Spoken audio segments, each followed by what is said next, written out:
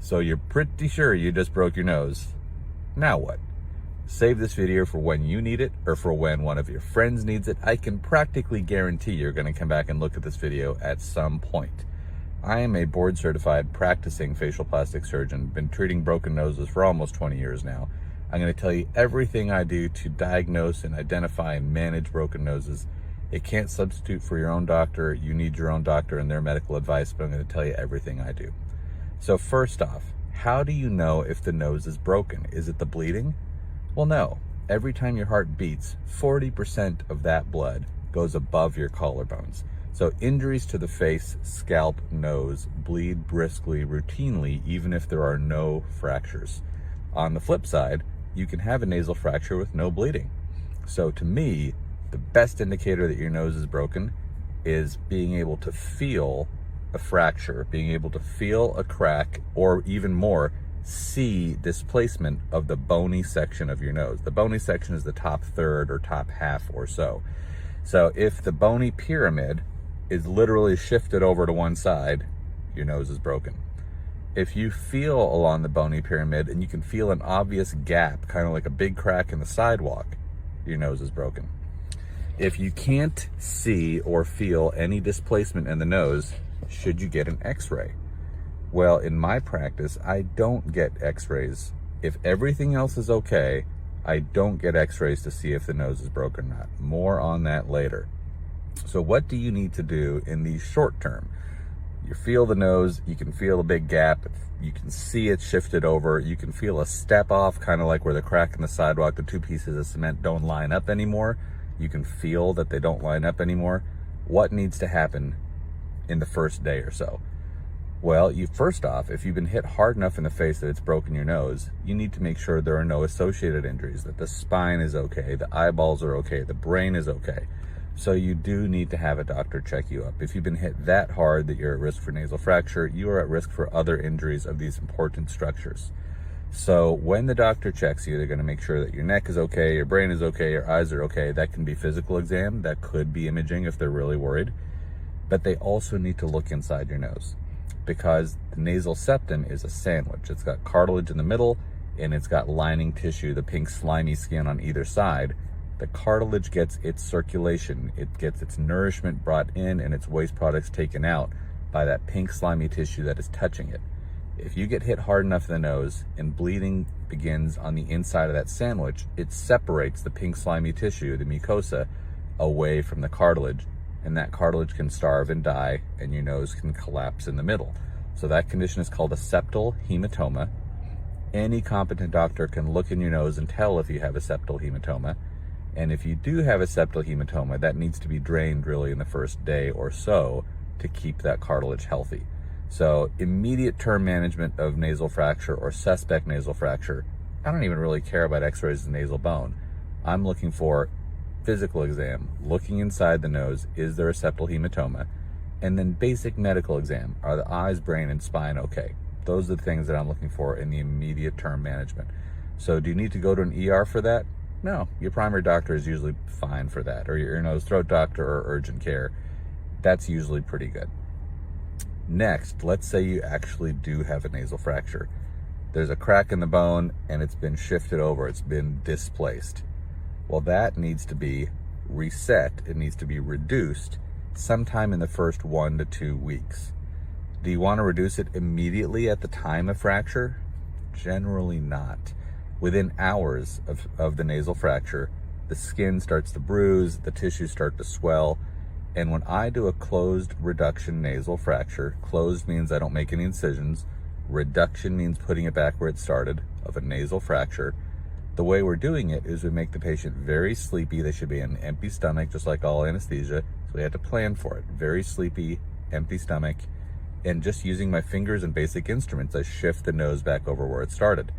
Well, if you're in the window between 6 or 8 hours after nasal fracture and 5 or 6 days after nasal fracture, the tissues are so swollen, you really can't see if you've done a perfect job reducing the fracture. So I typically don't want to even see the patient in my office. Once they've had the initial exam, we know there's no septal hematoma, there's no eye, brain, or spine injury. That's what their primary doctor or the ER can do.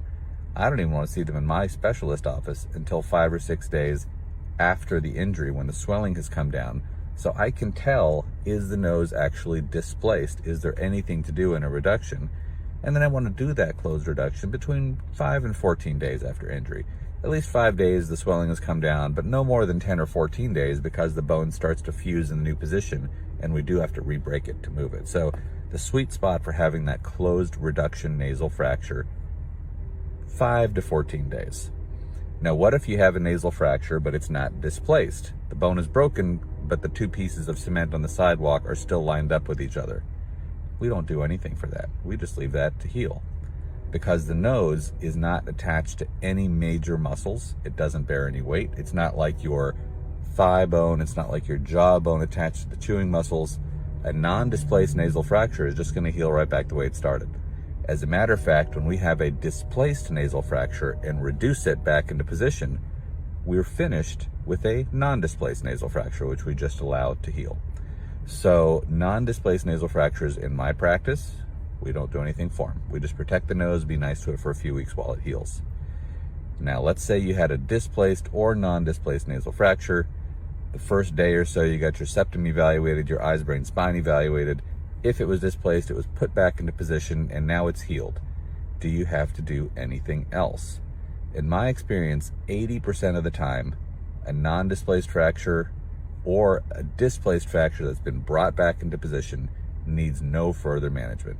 It heals up great, nothing left to do. You can be stuffy in the short term because the linings of the nose swell just like the outside of the nose swells.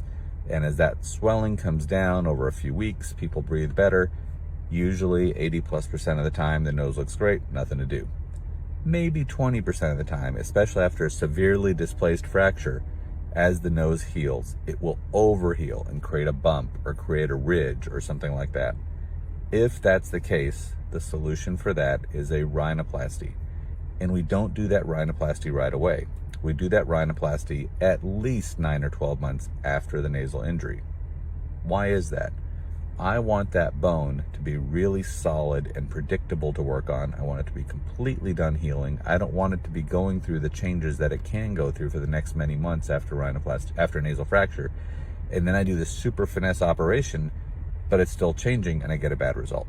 So it's got to be 9 plus 12 months after the fracture reduction if we want to consider rhinoplasty, because we don't know what we're working with yet, and the structure isn't stable enough to make super fine changes to just yet. Last condition, what if it's a 12-year-old? Anything under the end of puberty, and there's been a nasal fracture and it was displaced and it was put back into position, that closed reduction nasal fracture. Now it's a year later, we have a 13-year-old boy, his nose is not great. Do we do a rhinoplasty then? No, we don't. With rhinoplasty and septum surgery, we don't want to do that kind of operation until the child has finished growing in the bony skeleton of their face. For girls, 14, 15, for boys, 16, 17, and for athletes who are likely to have their nose broken again, I would delay the final fix, the rhinoplasty, to fix the results of the injury at least until the end of high school. Because once we have done that rhinoplasty, so first off, we don't want to do it in a young growing teen because their face is still changing. The growth center of the face is in the septum, so we want to delay until after they're done growing.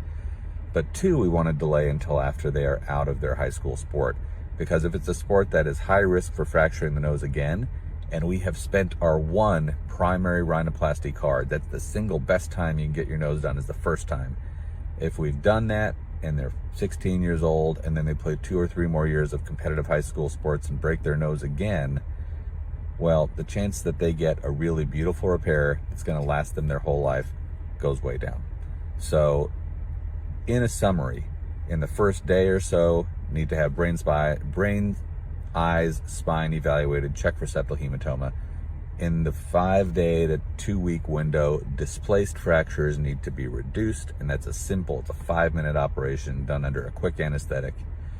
And then after that, in the 9 to 12 month window, if the nose hasn't healed the way we want, if the patient is old enough, and if the patient is basically done with high risk contact competitive sports, we do a beautiful rhinoplasty to do any fine tuning. Does insurance cover the closed reduction? yes, in a practice that takes insurance, which we unfortunately don't, it does cover a closed reduction nasal fracture 99% of the time. Does insurance cover a rhinoplasty to optimize a nose that hasn't healed super well, has created a bump down the road? Almost never. That is still considered a cosmetic kind of thing, and that's unfortunately that's the experience that we've had. So we don't take insurance in general, but even in practices that do, you might have a very hard time getting insurance to pay for a rhinoplasty after a bump forms from a nasal injury, even though it was technically traumatic. So I hope that was helpful. If you have any questions, please put them in the direct message box below. As I said, save this video. I can practically guarantee you or someone you know is going to sustain a nasal fracture, and you'll have this video to refer to. Thanks for watching.